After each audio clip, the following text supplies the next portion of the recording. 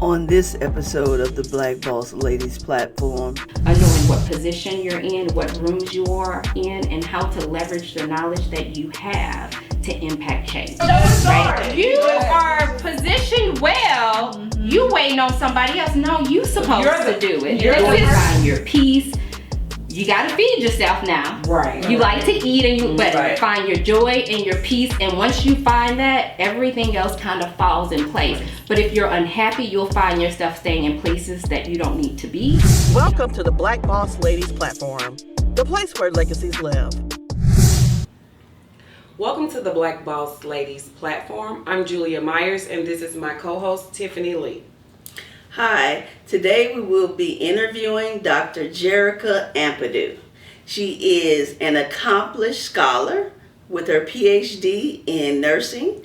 She's also the director of the We Care Clinic in East St. Louis, and she is a published scholar as well. So we're so happy to have you here today, Dr. Ampadu. Thank you. Thank you.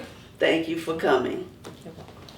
So, she is also from our town, East St. Louis. Absolutely. Okay. Absolutely. And you guys just realized that you went to the same high school around the same time when you walked through the door.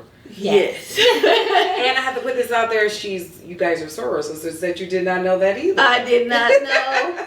I'm sitting here in my crimson and cream. I did not know she walked through the door. She said, "Hi, soror."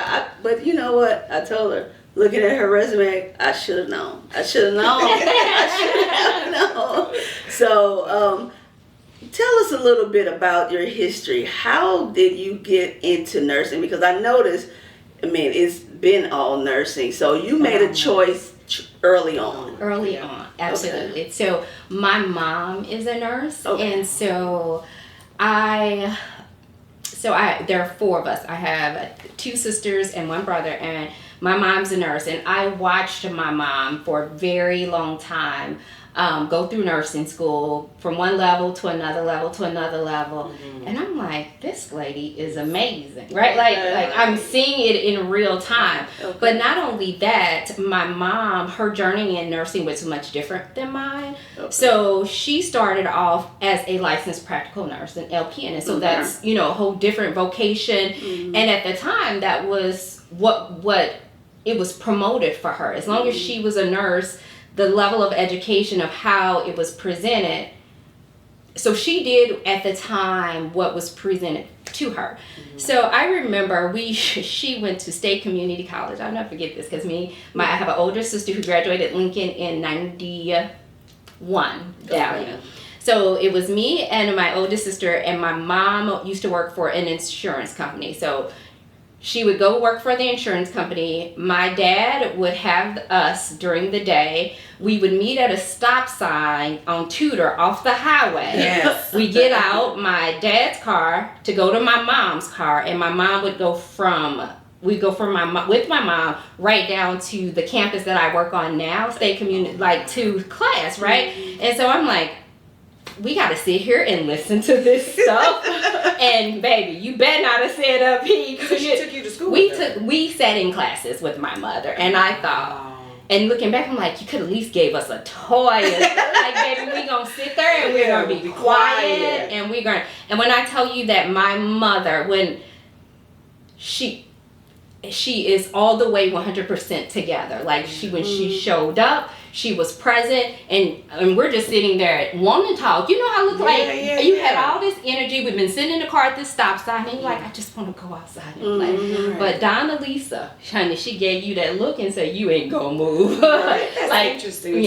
The seeds were planted very early, and the imagery was there. And not only was it there, like my mom, and it takes my youngest sister to say, like my mom would, get her paycheck. Like it was a ceremony. We would go pick up her paycheck because it was the welfare hospital. I forgot, Christian welfare. Mm-hmm. And she used to work there, and she would pick up her check and she would take us, and she says, this is how you are able to provide for yourself, care for yourself. So that seed was planted in all of us at a very young age. And, it speaks volumes, because if you look at the life of all of us, like, and our children, because there are some certain expectations, because this is what we do here. And it's often sometimes, it can be sometimes a little isolating, because when you talk to different people and they don't have that same foundation, you're not speaking the same language. And so, interesting enough, I do have, my son is 18, and so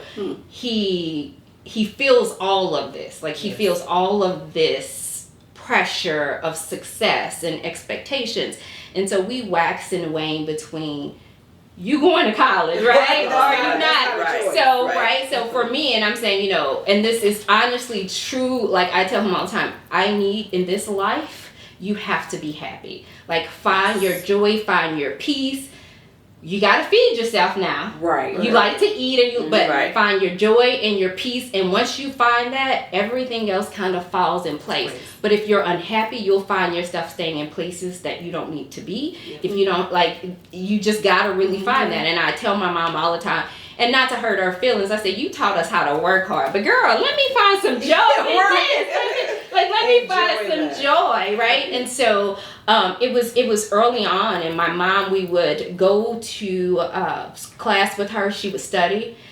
She was top in her class. Oh, really? And so here she is, from the time her job started in the morning till late in the evening, she is grinding, right? Yep. And her whole intent is that so her children could be well, right? Yep. So my dad is in the picture because, right, you know, he's waiting on her at the stop sign, right? But and my dad, he would always say, your mama is the boss. I'm like, because she is, right? So he was the first one to admit it. He's like, listen, Donna Lisa said, like, I'm just helping her so she can help me out. Like, that was my daddy, right? And so, and again, it took the two of them together, because it was, my dad was like, you know, because after she got a degree, she's like, you know, I can teaching your kids to pay, you know, be able to take care of themselves. He'd say, but you know, Donna, Lisa, I was the one that kind of helped you. I paid for this education. You know what I mean? Right. And so just making those connections early on. But my mama was very clear and very succinct. Really? With or without your daddy, we gonna make this happen. You gonna be okay. Right. Like it, and so she stood on that. She stands on that. So, you know, you mentioned you got a lot of good stuff in there. But one of the things that I want to go back to too is, you said your mom was an LPN, and I remember when we were younger, an LPN was a nurse. Okay, I mean, like a full nurse, right? And then, I mean, which they still are, but I'm saying that was a high level education for Black people. Absolutely. And then I remember when I was going to college. Look, I'm not going to age myself. But in the late 90s, 1998, and BSN, that was the level where everybody was expected to be, right? Absolutely. Because then you were great. You know, you still registered nurse and everything. That was one. And now it seems like you either have to have your MSN or like you got your PhD and you have people that are nurse practitioners. Like that is the level of skill that is needed. What happened with that transition there? So, but before I answer your question, let me tell you, because if my mama listened to this and I did not complete her story for y'all, you're gonna be in trouble. Okay. Because when I tell you, like, watching her in spaces and move, my mom started out as an LPN. She now has her master's degree. Okay. And she went back to school, and I kept saying, "Girl, I'm tired." Like, you know, even when she always rising to the occasion. She was always, and that showed me the ability. Once you get to a place, that should not be the place. And I'm thinking, Mom, why are you going back? Like, I ain't gonna tell you how old she is, but you know, I have finished my PhD, and she's like, no, this is what the profession that I have the opportunity. I'm doing it. I'm like, girl, knit. Like, find something else. Because the reason being is that when she went to school, I was in school because Jerrica, I got this paper. I need you to read it, and I was like, Mom, I'm teaching. I don't want to read your paper too, but baby, and even if I was driving, I'm like, let me pull over, because she was going to not do anything until I got back with her, and I'm like, this is what. I think it's just a level of excellence, baby. That's what it is. I mean, because the fact that she was an LPN back then, that was a big deal, exactly. Right? So she just kept rising to the occasion. Once she realized that the field requires the BSN now, and the field requires the MSN now, she was just like, okay, that's where I'm going to go. She didn't have to go, but she realized to be considered great in your field, you had to further that. So, and not only even that, so she would, I mean, and even in her master's, she was, excellence is the standard for her. So she got a paper back, a written paper, theory. And so only thing I did is I made sure her APA citations were right. That if she needed a citation, it was there, like, because she was so excellent. She was like, well, I haven't been in school a long time ago. And I'm like, Mama, this is fine. I'm just, and I wasn't really even doing anything. I was just letting her know, like, and, at first, if she needed a lot of help, I would have helped her. But it was just this crutch that I'm like, you don't even understand. I'm not doing anything to help you. You just causing me this undue strain. Like, let me ask you this. So you're sitting there, you have a mother of excellence. She's your example. You're going to school with her at an early age. What's the conversation you're having with yourself, seeing your mother rise to that level of excellence? What's going on with you? And it led me down a whole lot of different paths. And I think when I began searching for authentically who I am, and I can tell you now, even at this point, I'm going to share y'all how old I am. I'm 47. I'll be 48 in October. I can tell you that I'm constantly evolving, and the best is of me. I don't even know my capacity in that. You have said, so I was saying, we got to backtrack. We got to go back. Let me finish now. One story. Because you doing like this. Boom, boom. Look, I mean, because you got so much. That is who you see. Like, I am the combination of every experience that I've had. I've learned, I've been hurt, I've hurt people, but I will not walk away from the one situation the same person. Every single day I wake up and I say, get it together, sister, because if you're going to be in a space, you're going to, why am I here? Am I here to follow your rules and regulations, or I'm here to make a change? And I am in the academy, and so my direct line of touch is students. And so by me showing up, I give them permission to show up. You do. We have people listening here, and you were born under a level of excellence, so you already knew that was the standard, right? And sometimes when we see excellence in our profession, that leads us to a place where I've hit this, I've hit that. Who am I more than this? You position who am I with the purpose. What have I given you that you can impact and show love or help the next person? And it might not equate to love. Like, my presence and where I am in the academy, I am opening the doors and I'm making it easier for other Black girls who look like me, who wherever they are in their journey, and not just Black girls, Black people who don't align with what the world tells you should look like, to say, no, this is, not only are we going to create a space, we're going to create a space, and you're going to help us create this space so that you can look at this person the way you see me. Yes. Right? And so, because now the imagery has changed. Exactly. And I've given you an example of what that exactly. Let me ask one thing, and you can go back, but explain, what is the academy? So I work for a university, so I teach. So in every system, and when I started talking to people, they're like, oh, here she goes with those systems. Anytime you go to work, everything is a system, and every system communicates with another system. And to be successful in any system, you got to understand how it works. Not only the policies and procedures, but the structures. Who carries the power?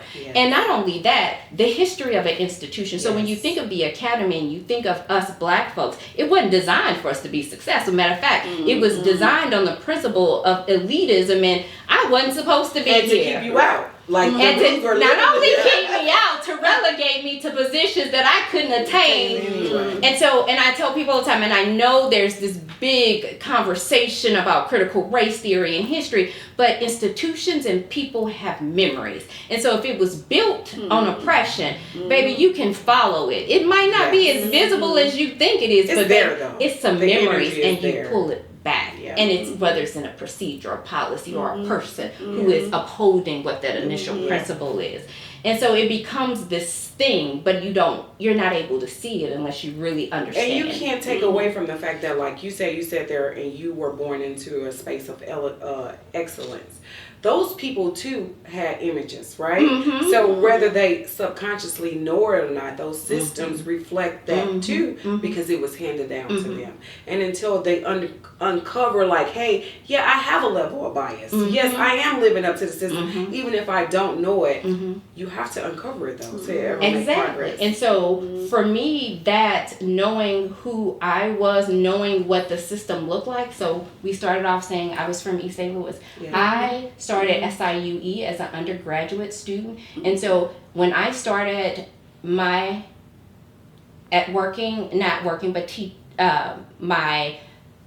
studying, when the first open icebreaker, as we call them, it's like, where are you from? I stopped saying that I was from East St. Louis because of the looks that I got. I was already the only black girl in most of the spaces. Then to say you the black girl from East St. Louis. Yes. Let's talk about that. What does that mean, Auntie? Like, what is you guys? Well, let me say this. So I went to SIUE as well, and I actually I was in psychology, and my research proposal was accepted to the we went up to Chicago, something psychological association, and I presented up there.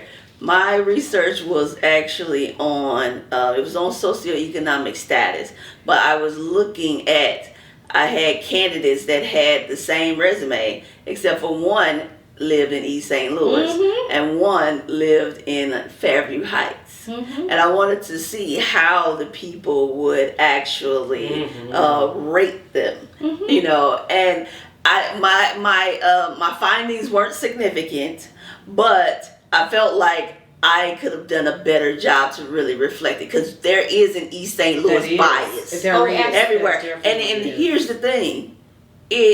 People can say, oh, it's because it's East St. Louis, but it's inherently racist as well. That bias is not just, it's like black and East St. Louis. Exactly. You gotta have both. It's an intersectionality of identity. You can't be black and from East St. Louis. But it's a geographical bias, and the literature speaks to that. So even in St. Louis, y'all I don't know if you're originally St. Louis, you all have this thing where you go to high school becomes that's geographical bias, and it's built into every system. And so that's a socioeconomic status thing as well, because it's trying to see, okay, it's not just geographic. It's like, okay, well, did your parents have enough money to send you to private school? Or, you know what I'm saying? But it could be geographic. You say, I went to Clayton. Or I went to John Burroughs. Talk about East St. Louis. They say, well, what's your last name? They trying to say, did they family have money? Did you live on Hilltop? Like, are you in Los Angeles? Is your family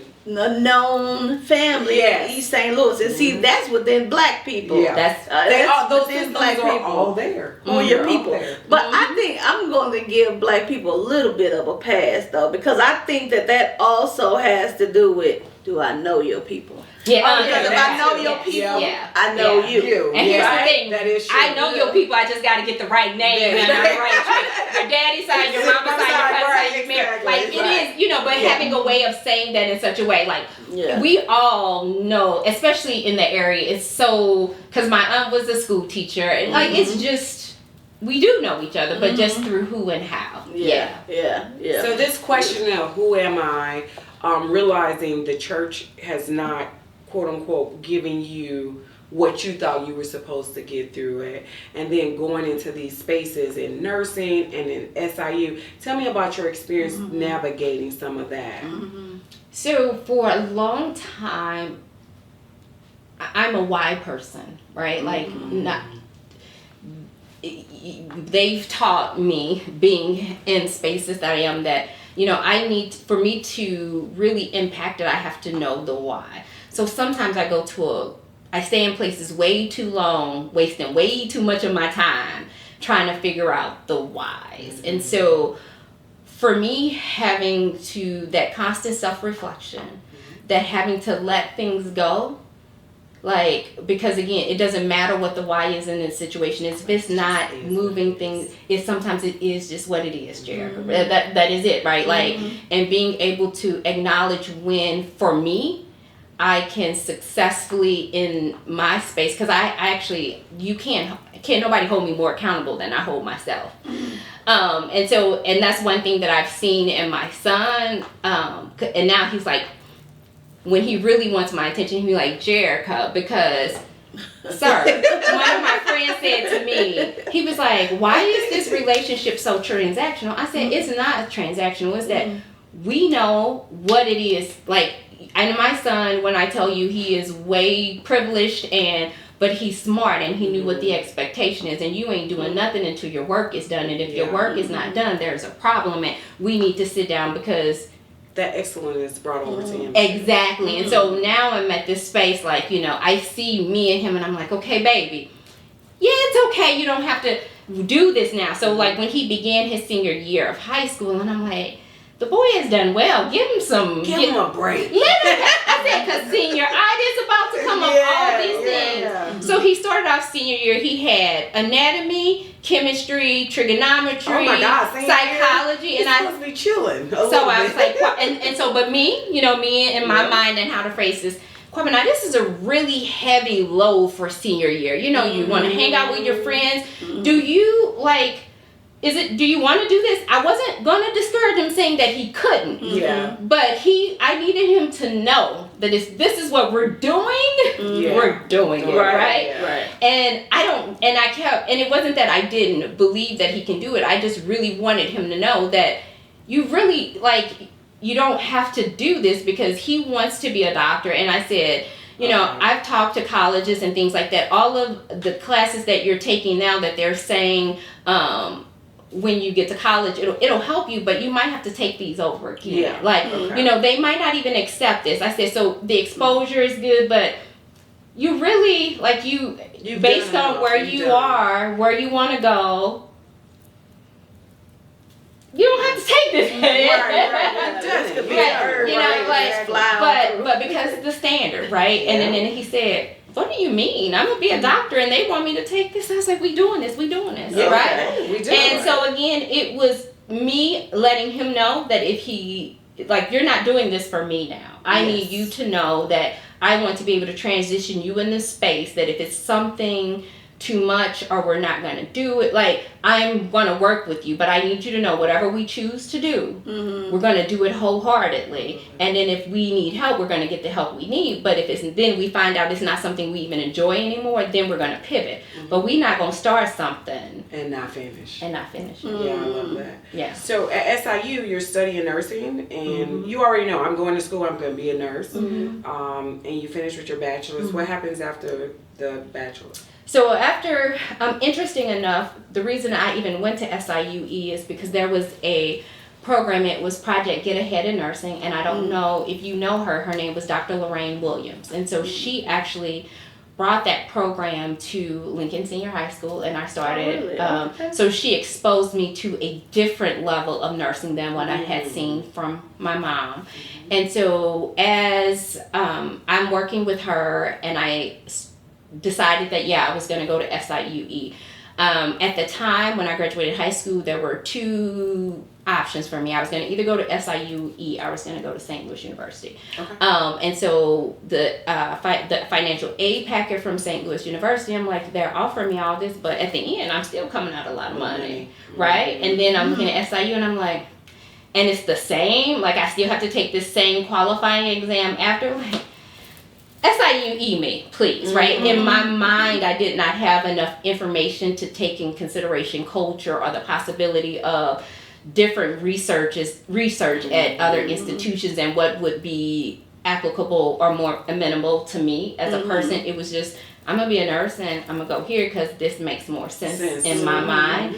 But Dr. Lorraine Williams, who was at SIUE, kind of became my mentor. And so as I was navigating that space, she was an associate professor in the School of Nursing, and she was my anchor point. So when I was applying to the School of Nursing, and there's always points in time when you realize that I think that people have asked me questions or showed me something that I had, like, I keep in this space of, am I good enough? And is this where I should be, right? So I had, as a student, very naive, like, it's college. You go to advisors, you tell me you want to be a nurse. Why do I have to look through this catalog? Right. Like, I don't even understand what half of this stuff say. So, like, I go to the advisors, like, here are your classes this semester, here are your classes this semester. So now it's time for me to apply to the nursing program. And so it was the December of one year, and they said, well,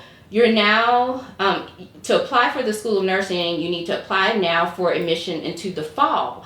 But the advisor said, but you can't, there's no way you can get into nursing. And I'm like, wait a minute, like, you knew my mate, like, that's all we've been talking about. And so it's almost as if the light bulb came on for that person, like, but you don't have 3 sciences. Wow. There's no way you can take these 3 sciences in the next semester to be successful.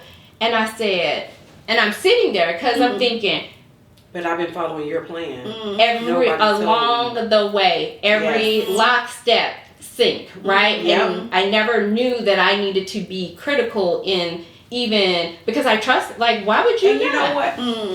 Because this happened to me in college too, and that's when I started paying attention. Like, well, maybe they're not handling me in the right way, so I have to pay attention. Because I remember one semester they put me in a math class that I didn't even need, right? And I didn't do well in the math class. And then it was like, well, you didn't even need it. Well, you told me to take this math class, so why am I even in here? But let's get back to, like, I wonder, were you treated like that because you were African American, or was like, here is, I don't know what that person's intent was, but this is what this person said to me.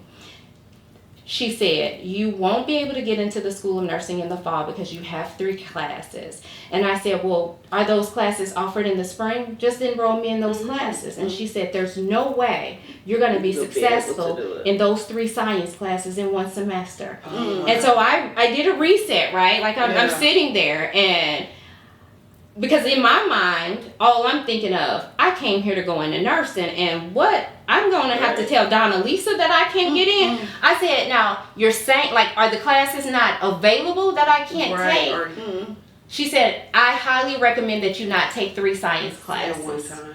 And at that point, that's when the excellence kicked in. Donna ain't going to take that explanation. I need you to put me in those 3 classes. Right, exactly. And just know I don't recommend it. I walked away. I walked away, and I was I literally, because again, in my mind, I'm not gonna. This is gonna be hard. Like, that person has set me up for failure. And I think sometimes we lean on the system, thinking that the system is like, but it's supposed to be built right for you. It's not built for you. But I'm in a space that I don't even know anything about. You would think, right? Educate yourself. Exactly. Yes. But that, I know you're not going to say it because you currently work for SIUE, but I remember actively when I was going to school in 1998, I graduated in 98. I had a friend who was going through nursing at that time, and there was a lot of talk about racism in the nursing program. It's still a lot of talk. It's still a lot of talk. At the school that I was a college I was recently teaching at, a lot of the students were saying it's still a lot of talk. They don't only let the black people into the nursing program. It's still a lot of talk. And this is a very lucrative I was going to say, because if you go into the world of TikTok now, there are black nurses all on there, and they're showing, like, they have been very successful in this space, and you get to numbers where it's literally changing the trajectory of the world. Like, they're taking these salaries, even like doing COVID, building property, buying real estate. Like, it literally takes your life to another level because you get in those spaces. So I feel like it's being protected because they know what you can do once you get there.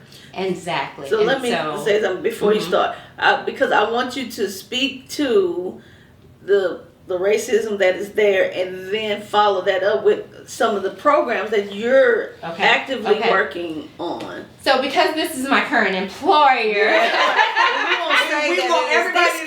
we're talking about in general industry. So, but that's why, and this is why I say, when you know systems, right? Healthcare in general is the same as any system. Fundamentally, racism, oppression was built in it. And so when you see healthcare, you don't think, well, we take this Hippocratical oath and you're supposed to do no harm, but we are biased and flawed individuals.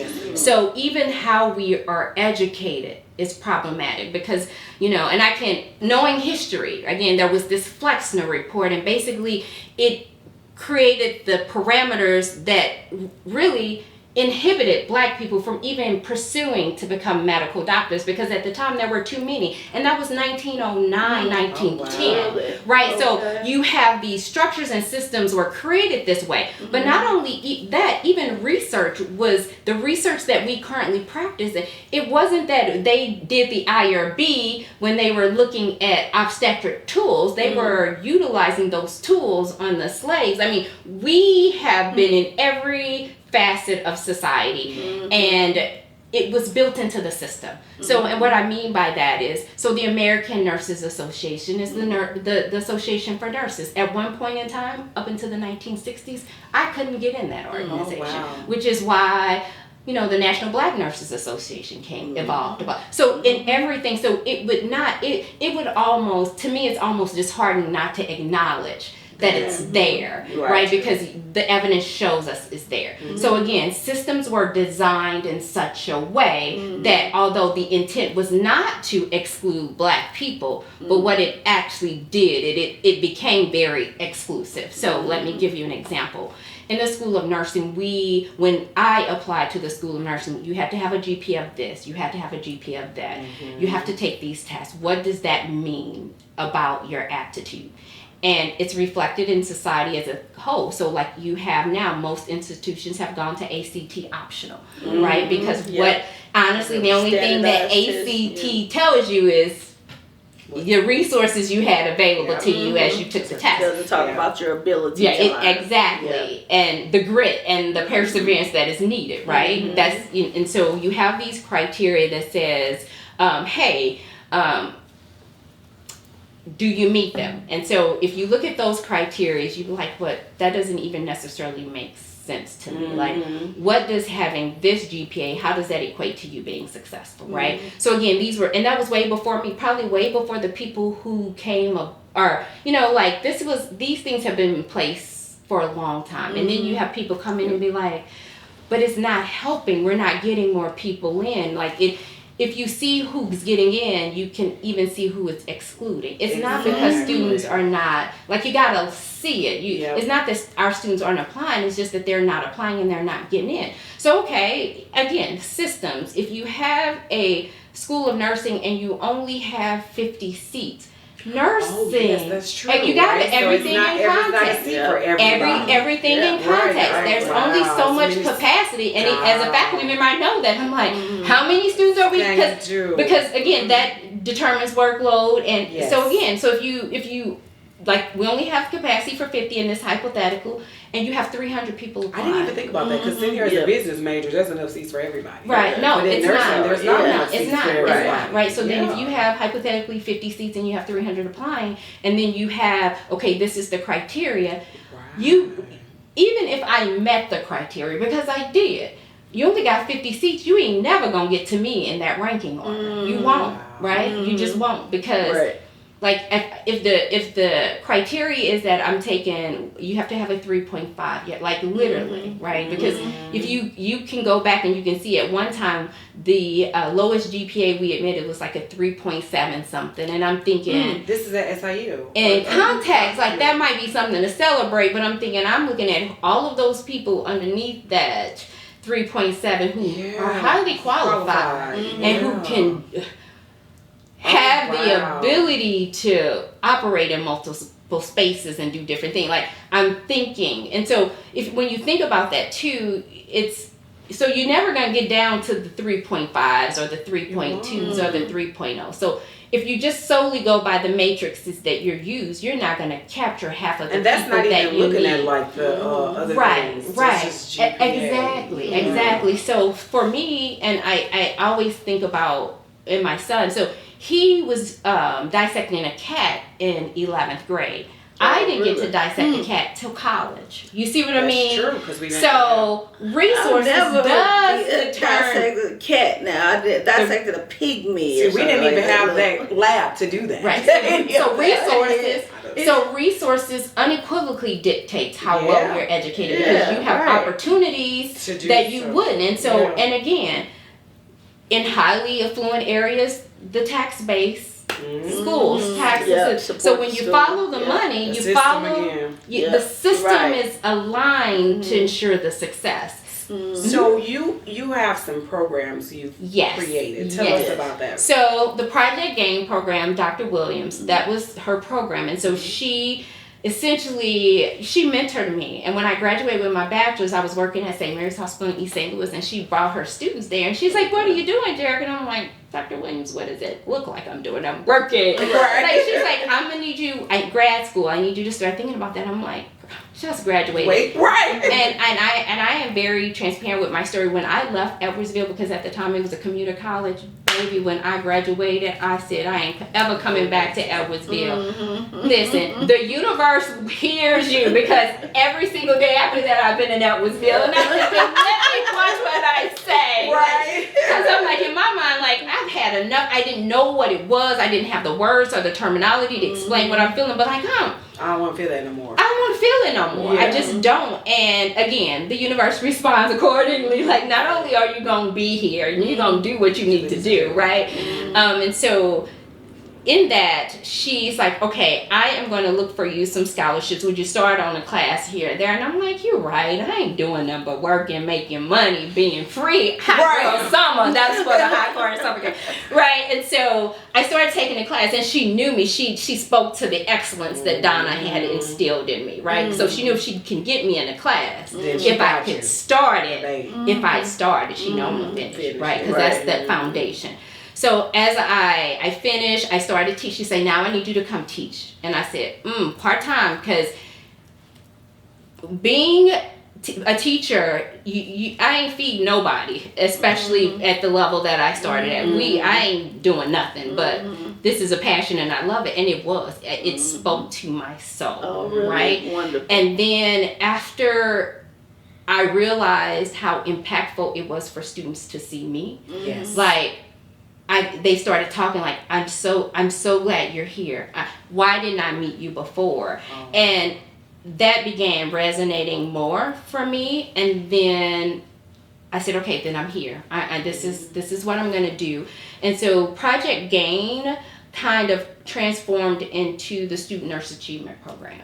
And the Student Nurse Achievement Program had a little bit more focus of what Dr. Williams had initiated, because everything, the foundation that I was built by somebody else. And so it was almost like the baton was passed to me. And now I'm in this space, and I'm going to do my due diligence, because the women before me showed me how to do it. And they got me to this point. Now I don't know where I'm going to leave it off, but I can tell you it was much better than, when I did my due diligence in the space to cultivate it, to open it up wider, right? Like, so that's kind of how I see the work that I do now.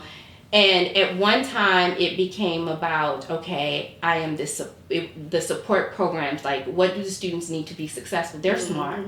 They just need more positive affirmations as they're in this space. Somebody to say, don't you accept that. Don't you take that bias. That counselor said to me, don't own that. Did you pass those 3 classes? Girl, that was the only C I got in undergrad. 1 C that semester. Don't play with me. You see what I mean? Like, at the end of the day, don't challenge me. Like, it's like, but I got to keep those things, because people don't understand that. You know what I mean? Like, don't do this. Because my mama created this person that not only are you going to figure it out, you're going to figure it out well. With some grace. And you're going to walk in there like you figured it out. You know what I mean? And so, and that program, it started off being able to provide the resources that students needed to be successful. Okay. But again, at some point, students come, they'll come to me and they'll be like, this. And so I kept saying, I would always share, I'm helping students navigate a space. Because I understood the space, I might not have known kind of the words and the structure of it, but But you knew that feeling, though. I knew the feeling. feeling. You said that feeling was with you. I knew the feeling. And right? every time a student brings me something, I'm like, that feeling is still there. It's still there. Even though I'm here. And again, because students might not ever see me. Like, I'd be at graduation, I'm like, how you fly behind my radar? Where you been? Like, where you didn't find your support. And those students, I'm like, but then even in when we have those conversations, but it ain't like I didn't need you, right? Because you create this space where you don't have to even explain it, because I know what the feeling is. And I think sometimes... And sometimes you just go like, that look, that common language. That common language. Right. You know what I mean? And so I stopped, me figuring it out, I said, maybe I got to stop navigating the spaces. I need to start transforming the spaces. Okay. You got to. This is where your kingdom came from, right? This is where the God-given assignment. So, and here I am too, like, God, release me. Release me. I think it's funny too. I'm like, release me. Excellence. Release me. You don't even want to do it. Release me. Yeah. And even where I am now, because like we were talking before when I came in, and my resume, I operated in a space that I still think it's not enough. And when you say, look, I still think I was looking at your resume, I was like, I'm on page 7. Right. Like, this woman is amazing. So let's talk about that, though, because we have people listening to the podcast, and I know I suffer from that, too. I suffer from it really bad, and if I'm going to be, like, authentic and true, it can be a little depressing sometimes. Oh, absolutely. People say they see you, they know what you're doing, and they understand, like, hey, this person, they see the outside, but there are moments on there where you're like, man, this is a lot. Speak to that in a sense. So I tell people all the time, I said, the emotional capacity alone that it is expended in the spaces I am. So not only do I understand what it is, but I felt it. So now students are feeling it. I know what it is. I'm in position, like, I don't sleep at night till I figure out how do I make it a better place so you don't have to feel it as often anymore. And that's why I keep saying, release me. Like, it's heavy. Because not only is it heavy, you have to be very intentional and be strategic. Like the systems in the academy, I could not operate in this space that I operate in had I not met the expectations of the tenure. Like, here is these things that you say I have to do for you to even acknowledge that my voice exists. The thing that I despise the most, because I need you to know that I'm Donna and Jerry's daughter, and I exist, baby. Like, I'm here. Yeah. But they don't speak that language. They don't speak that. They see the black girl. Now, some of them were my teachers, and they know it from me. They don't see that not only have I learned the language, not only do I speak it, I immerse myself in it because I'm studying. I am doing my due diligence, because let me tell you, every room that I am in, there is somebody questioning whether or not what I say is valid. So every time I show up, I tell people all the time, I say, you don't even understand. When when I show up, I'm showing up. Yeah. That means I'm tired, I'm exhausted, but I've put on the intended purpose of why I'm there, and you're just not going to let it fly through me. I'm showing up. Wow. And when I get tired, I say, well, take some steps back, because something didn't hit your filter. That means you weren't present. You're operating in multiple spaces, Jerrica, and you're not present, because if there's an opportunity where I can impact change by whether it is providing the education, did you know that this research just recently came out and it says this? So essentially, I'm not saying that you're racist. I'm just saying that if you make this way, is based off oppression. It's based off a deficit frame of reference. Not saying that that's what you're trying to do, but that's what's happening. That's what's happening. Yeah, that's what people and so know. Being able to be in those spaces and say, And it's hard because these are the people who educated me. Like they see, they say, "Oh, Jerrica's not gonna go. I'm not going against you. Right. I'm just going. I'm not going to get." Right. And so you get pushback with people. How dare she challenge? I'm not challenging you. I'm challenging the systems that are preventing you from educating more people who look like me. Because research tells us when you educate me, I'm going to take care of my people. Right. Right. You see what I'm saying? And that's the thing. I think that becomes an issue because somehow, and I've been in this space several times. Somehow, by telling someone else that your frame of reference is skewed and causing racism to appear, somehow you are the racist. Right. And so here again, that's where you go. That is where it is.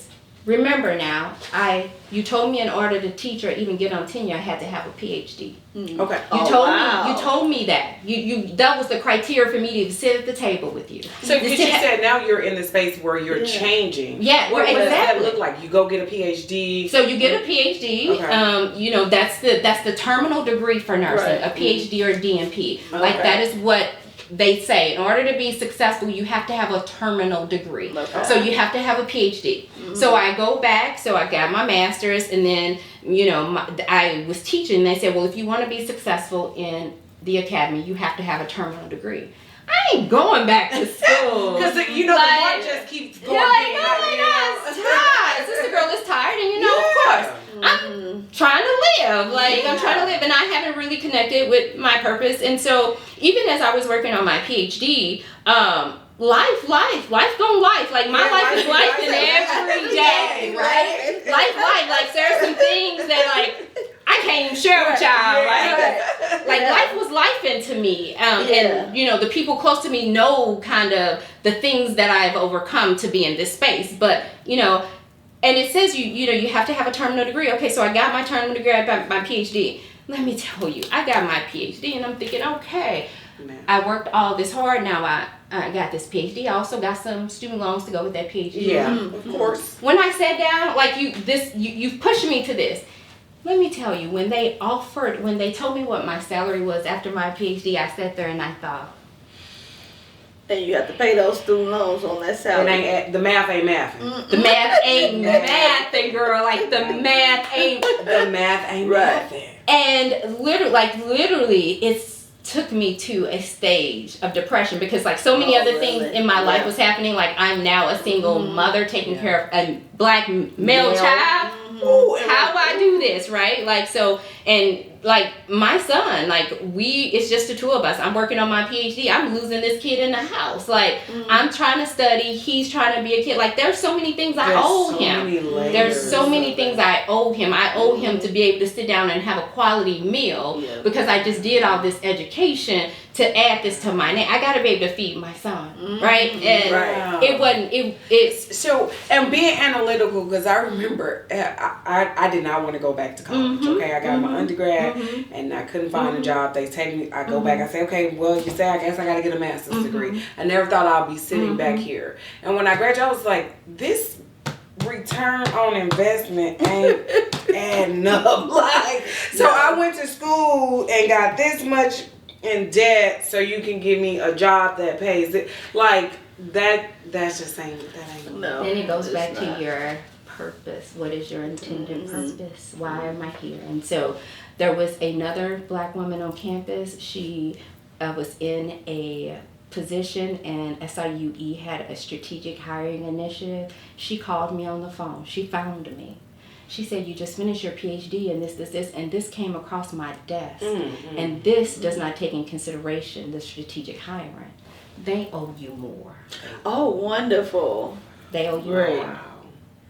And the more wasn't sufficient. But the fact that there was a woman somewhere who didn't know my level of integrity, who was willing to fight just for the sole fact this person is here, she did what you needed her to do, and to push someone else's hand. So like when people make way for me, I'm like, I hear you. I owe you back. I make note. I see the purpose and why you're here. And so that is, I always remember, if I am in that position and I have the authority to speak in spaces and hold people accountable for what they say they want to do, then that is it. And so with getting my PhD, now they said, oh, you now have to go on the tenure track. So let me ask you, because you said getting a PhD, I still didn't know my purpose. I still did. So you went through every level of education. We have listeners here that may be sitting there like, man, I'm in this same position. I've gotten all the titles that the world tells me I have to have. When do you go on that journey towards the purpose that God has for you and not the world? I think in that, the purpose that God has for it was forged through pain, suffering, and love. It is being succinct in my intentions, not getting lost. When did that show up for you? That showed up when I had a child. Oh, wow. Tell us. I told you before, I said I'm going to dig just a little bit. It showed up when I had a child. To understand that in its full magnitude, my journey has not been linear. I got married. I was married to a physician. His culture is much different than ours. When I was searching for my identity, his identity became my identity, right? So in this relationship, I didn't even recognize who I was. I didn't even recognize Donna and Jerry's daughter. Like, I did not, that spark, the passion, I was numb, I was dark, I was, But right? You're educated, right? Educated, because that's what that's the excellence. Because sometimes we love to put that on, and I'm just sharing what I know, like in my journey. When I look back, I'm just like, it wasn't until I became clear of what I didn't know about myself that I started to discover more of who I really am. Because I looked in the mirror one day, I was like, I can't answer the question of who I am. I could tell you the degrees I have. I could tell you the parents I come from. I could share the struggle, but that's not answering that itch of who I am. So that's why when we bring people onto the BBL platform, while we're encouraging people through their story, there's always an underlying story happening through the education, through the degrees. So you're sitting there and you're fully educated. You've done everything that the world has said. You even married a physician, Right? but you have no idea who you are. Have no idea who I was. Not only did I not have a purpose, like I said, I didn't even recognize what I knew to be factual. And so there were spaces and times that were so dark that I would just sit. I had my Aunt Nikki, I would sit in her bed, and she knew. She didn't have words. She knew something was wrong, and baby, she knew I loved chocolate chip cookies. Get her some cookie dough, and baby, she had her cookie dough ready. And she'd go, and I sit on her bed. Sometimes I'd just cry. She's like, here's some cookies. She wouldn't say nothing because she didn't even know how to unpack it, but she let me get those emotions out. She gave me what I needed. She hugged and kissed me. She'd be okay. Jerrica, you okay? Yes, ma'am, I'm okay. And through that and through all of the pain that I endured, and I'm going to even say some of it was naivety, some of it like you go through some valleys, baby. You like, oh, and I look like, I did that. I'm sorry. You know what I mean? Like, you just don't know. You don't know what you don't know. And I had my son. And because I was still in such a dark place, after I had postpartum depression. Like, my mom came to live with me, and the postpartum, it was, I would even say it may have been postpartum psychosis, because I'm like, I look back on the things that I remember, I'm like, y'all didn't help me. Like, y'all knew that wasn't foundational to who I was. But again, looking back on that, my son triggered something in me. I woke up one day and I said, listen, this child is yours. It is yours, 100%. Like, he is yours. And I say that, and I'm so adamant because I remember going through divorce and one attorney said, quit saying that in court. It is my son. It is. No, it's y'all's. No, it's not. It's mine. It's mine. Like, I was so adamant. Right now. He is mine. Like, but true to form, 18 years, he has always been mine. Like, don't tell me what not to say. But I woke up very instinctively one morning and I thought, he's mine, I had him, I gotta raise him, but if I'm gonna do it, I gotta do it by being Jerrica, authentically who I am. I can't do it in this pain, I can't do it in this hurt. I don't even want to raise him knowing this space. Right? So at that point, that was the pivotal moment for me, is knowing that I am now responsible for this child. So the excellence that Jerrica was raised in is now the excellence that my son will be raised in. And I couldn't do that if I didn't know who I was. But in that knowing that this is solely mine, I then had to pull back some more family layers. What was taught to me that I don't want to like that kid taught me that's the level of awareness too. Like you're like before we go there, I just want to say before we move forward, thank you for sharing that. I mean, thank you, because that is a very important, that's a very impactful thing in your life, and there's something that listeners need to know, because a lot of times when we look at successful people, we always think, they just did it and then they just made it there and it was just easy. No, baby, we going through the valleys, we climbing up mountains. So that is why it's great. Sometimes alone.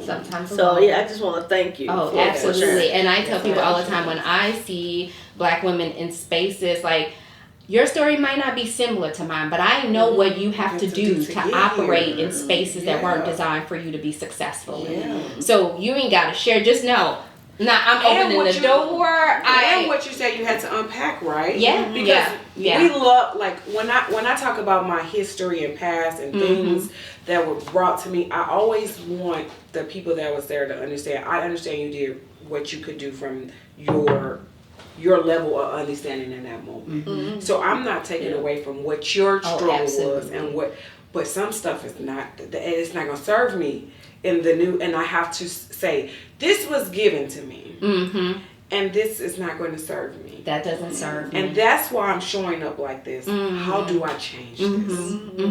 And you did that. I do it constantly, because again, it's just me and my son, and for me, in knowing the world that we live in and knowing that who he is going to be challenged every step, every door he walks through, right? And so knowing, and that too is another reason why I do what I do, because I believe that the universe responds to me. And I said, so if I advocate for you in this space, I know somebody is advocating for him in that space, and he ain't even got there. You know what I'm saying? Like, the energy you put out, the intentionality of it. So anytime I see a student and I'm talking, and even if when I'm tired, I'm like, but if this was Kwabena, girl, get your life together. Do what you're intended to do. Like, and it is that constant self-awareness of knowing. And I tell people all the time, I said, like, you move so fast in multiple spaces. I'm like, if you don't understand, you ain't gotta understand. Just know it's this kid. Like, if you're trying to chase what I'm doing and trace know that if you are making a decision that directly impacts my child, like, y'all know Dr. Ampadu, you don't know Kwabena's mama. Because Kwabena's mama, and then one girl I work with, she was like, Kwabena's mom ain't came out. No, he came out. That's a whole different person. That is a whole, like, I hold you accountable. You will not, and I know what the world is. You say, you had to raise him and you were in a dark place. Would you say in the way he was your lifesaver, though, to get you out of that space? Oh, absolutely. And I try not to, that's too much. One human being shouldn't be able to be one person's all, right? I don't want to even put that on.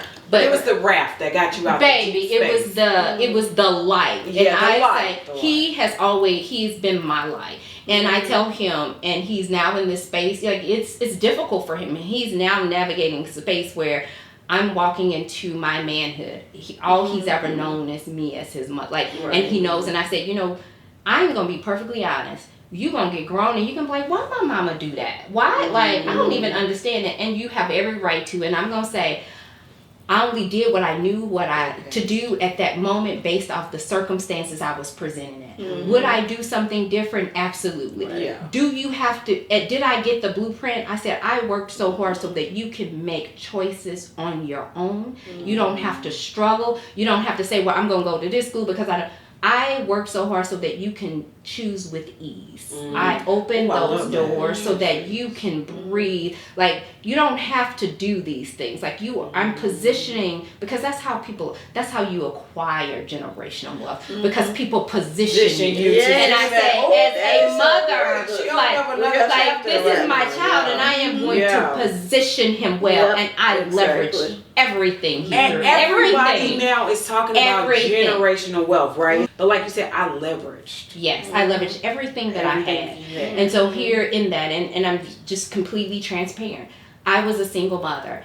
He does not have the perspective of what it looks like if you're going by the world standards of what a man in a home looks like.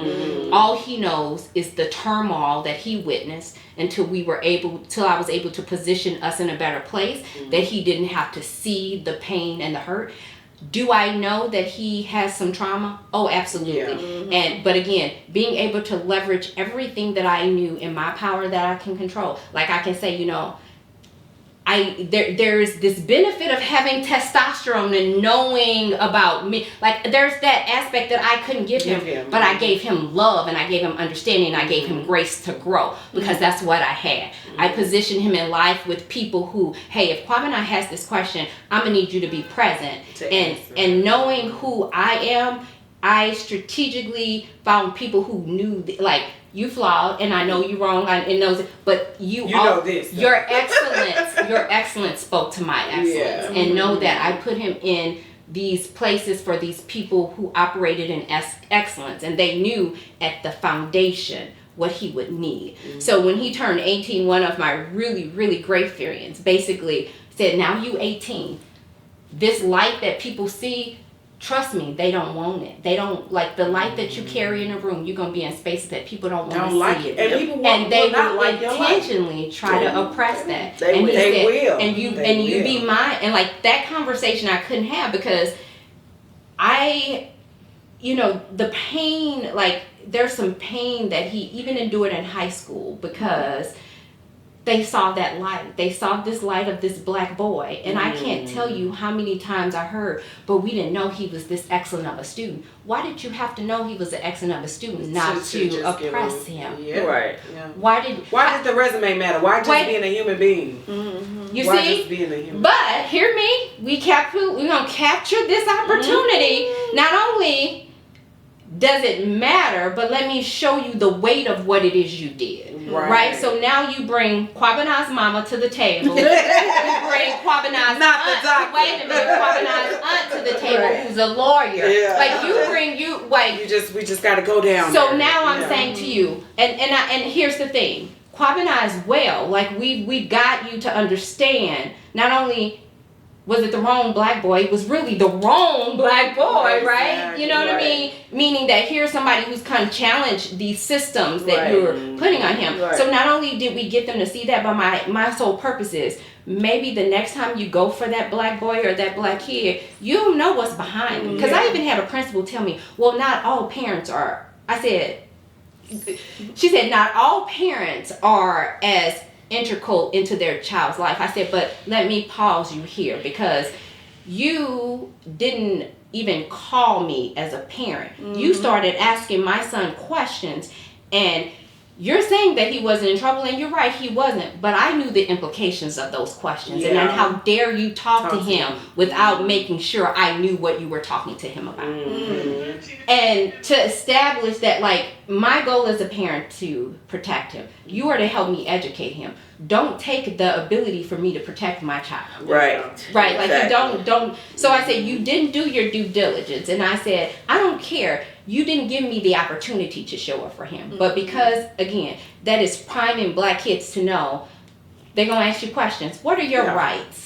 What are your rights? Like, you know, in those spaces, you want to be obedient. You want to, you know, because that's what we teach kids, like this power dynamics, greed, disagreed. But also know, let me call my mama. Just in case. Like, let me call my mama. You always call my mama, right? You know, because she knows there's something else behind this that may be happening. And so that I'm just not aware of. And can I say this? I love the fact that you say when you're in spaces that you're questioning, and then how you stood up for your son and everything. I love that because I think that we as black women, oftentimes we transfer power. Like, we don't understand the level of power that we possess, and we are constantly allowing others to take little bits of our power. That's good. And so I believe that, you know, what you're doing in this space is so much more by just showing our listeners how to take your own power back. Because, you know, and I talk to my girlfriend, and they're like,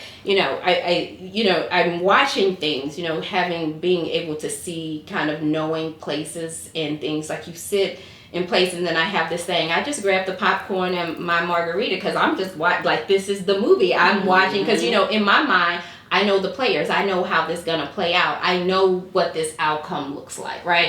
And it was one of those exchanges that I had an epiphany.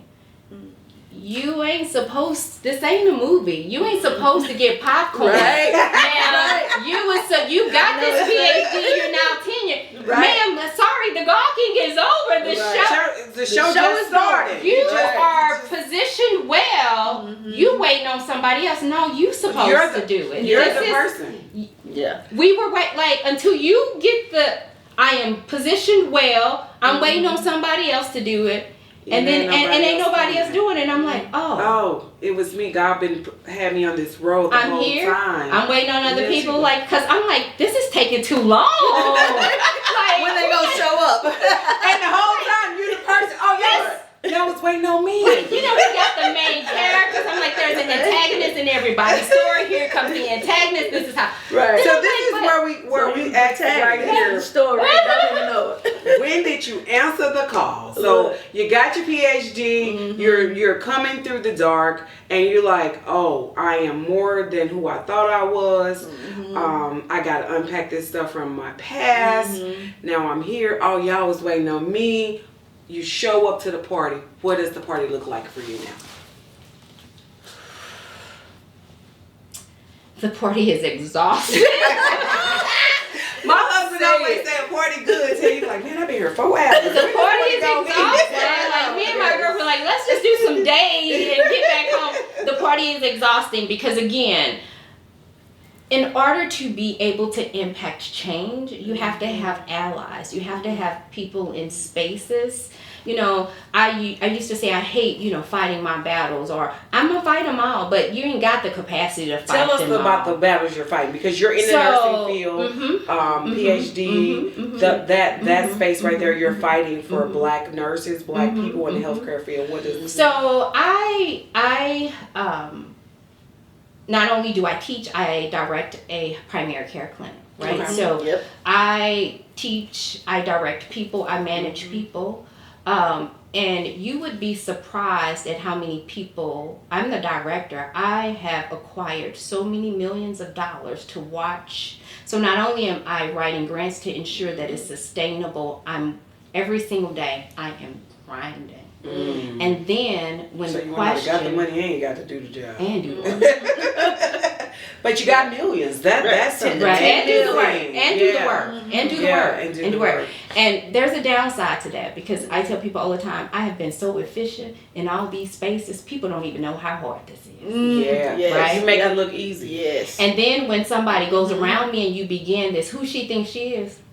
You want to know? Girl, forward them that CV. That's who I am. I ain't got time to go. Like, this emotional. Like, what I'm trying to do, don't. Like, come on. Like, let's don't do this. Like, don't. Like, and it gets, it sometimes it's so disheartening because it comes in waves that people you wouldn't expect. Like, you know, and it's like, it's painful and it stops you in I'm the reading track. and I'm like, okay, she got money for this, she got money for that, she got money for this. Yeah, I don't know if you're, when you say it comes from people that you wouldn't expect, and I don't know who you're referencing here, but what I have found is oftentimes the person that kind of in some ways they have helped you, they've kind of ushered you into a space, and then when you're in the space and then you showing out, that is that same person that then comes back and say, wait a minute, you weren't supposed to be all this. You're supposed to come to the point and sit down. Sit down a little bit. You're not supposed to. Your voice not supposed to be as important. You ain't supposed to be MC on the mic. So, I don't know if that has taken place. And it does. And I tell people all the time, I said, if I'm showing up, I'm showing up. I'm showing up. And I said, to be in this space, to be authentically who I am. Like, people say, did you have to wear sparkles? I felt like sparkles today, so I'm wearing sparkles. Because I am going to, if I got to be here and I'm going to feel good, I'm gonna look good, and I'm gonna be me, right? Exactly. And so pushing through that, I don't look. Nope, don't look like what you expect when you come. I know, right? I won't. Just give our audience one initiative that you've raised money for, and the work, what that looks like. So I have several programs. I know. That's why I'm digging. Just give me one. So one program that I'm working with is an asthma program. And so the asthma program, what we know is that the environment either exacerbates asthma, makes it worse, or you live healthily with asthma. Asthma is a chronic condition. You can't cure it. So the goal is to get into the environments and try to help mitigate those triggers, right? So that program is funded through various funding sources.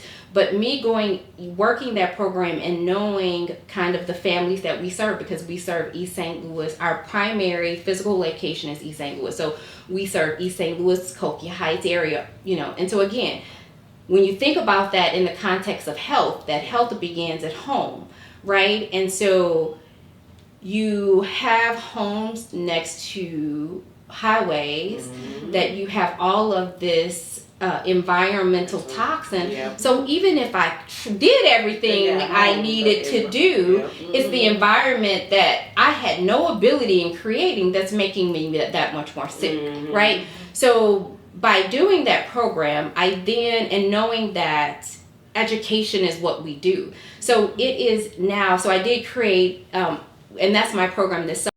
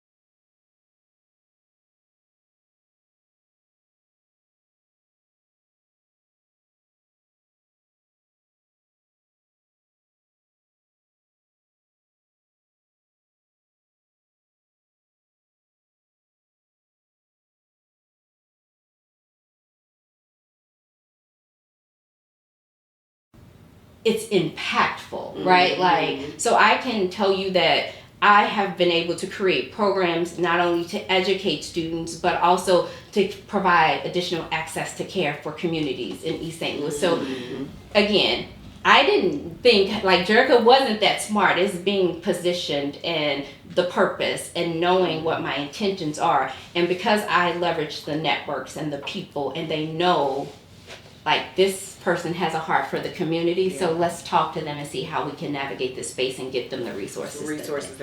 And that is paramount. Like, that is networking, talking, and understanding. And every grant that I have, I've had to do reports. Like, it's not like they don't see. And by doing the work, they say not only are they doing the work, it's impactful. So let's go give them more money. Let's give them more money. Now that I feel like that's what God usually does, right? So sometimes when we're out of our purpose, we don't know what it looks like. We're scavenging for stuff, right? But then when we walk into the light and we have that God force behind us, they come searching for us. They come. Not only they just throwing it at you. Because we need you. Exactly. And that's why they say the top is lonely, but and it ain't crowded. Exactly. Because that level of excellence there, and they looking for you.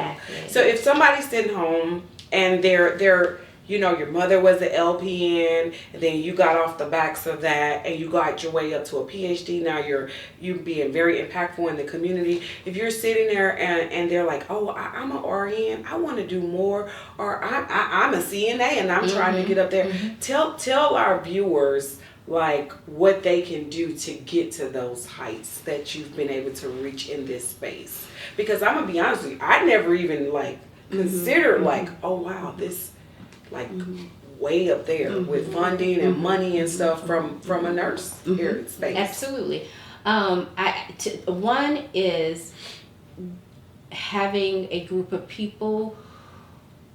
I call them my board of directors. I was like, I got a board of directors, like people who know, like they saw something in me that I didn't even see in myself, and they was like, well, why you should be doing this? Why are you not doing this? And I'm like, well, I don't know how. But having those mentors and people to help guide you in spaces, and I am a firm believer. In order to do it, you have to see somebody doing it, right?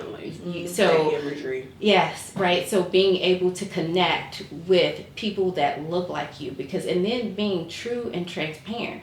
Because whenever I sit down with someone, like, this ain't easy, and just because like it hurts mentally, because you're expanding into somebody new, and it hurts. And I say so. But that's because I think in general as Black women, we've always been able to, we've been conditioned to make it look good, right? Like we've been like packaging, make it look pretty, make it look pretty, to the point where they don't even know, like, my feet hurt. And that's what my friends, and I tell people all the time, and I tell my friend, like, I've been unpacking my self-care mental health, and they said, Jerrica, I hear you're saying that, but I don't see that. But I was like, I need you as a Black woman not to see me. I need you to hear me, because I'm telling you exactly what I need, and I'm struggling. You're going to be all right. Girl, I said I'm struggling. Yes. My friends are like, oh, let's go. Let's intervention time. I can make this look pretty, but because listen. they know, but they know too, it's like I'm really, really but having a group of people who allow you to be that vulnerable. And to be me. Right, to be me, and to sit there and be like, okay, you know, and to unpack what that looks like. And some of it is just simply, now, you got to give yourself some grace, right? You gotta give yourself some grace. And so, and I can say that I love unequivocally what I do, but it's hard work. Yeah. And just like you said, going through that, to constantly say to yourself every day, it's not enough. I think what I've started doing though is I lean on that Bible, that word more than anything, and now I'm just in a space where I'm telling myself what God tells me I am instead of what the world does. So we're great even if we don't have one title attached to our name. If I make not one more dollar, I'm still great. So are you. That's good. Girl, look at you! Right, she's like a little because the world, as a Black woman, I remember finishing undergrad, and this before social media was big. I cut off the TV, And going through therapy and stuff, I realized that I had allowed the world to tell me who I was and what my greatness, and everything they told me was it wasn't enough. It wasn't enough. You're not enough. You're not enough. And I was like, I gotta cut this off. And sometimes we can start taking that stuff in again, and I'm like, nope. I'm more than enough. I'm going through channels. I work in emergency preparedness at the health department too in Chicago, but I also do real estate. And once you start moving through different levels in real estate, you don't see a lot of people that look like you. And sometimes that voice tries to come and say, well, who do you think you are to be closing $1 million deal? Right. Who do you think you are to be in this space? And it's like, I'm supposed to be here. God says I'm supposed to be here. Not only I'm supposed to be here, I'm supposed to be here because I'm supposed to bring other people into this space. So carrying that as a Black woman can be heavy, but we got to remember that we're already greatness if we never do anything else. Absolutely. But then not only that, in those spaces that you're only Black person, there's messages that you're constantly receiving every single day, whether unconsciously, intentional, unintentional, to also tell you you're not enough. You know, like people, like, you didn't mean what you just said. You didn't mean what. That's why you got to combat with that word, because in the word say faith comes by hearing. So you're going to either believe what they say, or you're going to believe what God says. Exactly. We're going to conclude this. Say you are definitely a Black boss lady. Yes, and your legacy will live on our platform. Yes. Thank you. Thank you. Thank you so much. Like, oh, wow. That was wonderful. Thank you for joining us on the BBL Platform Podcast, the place where legacies live.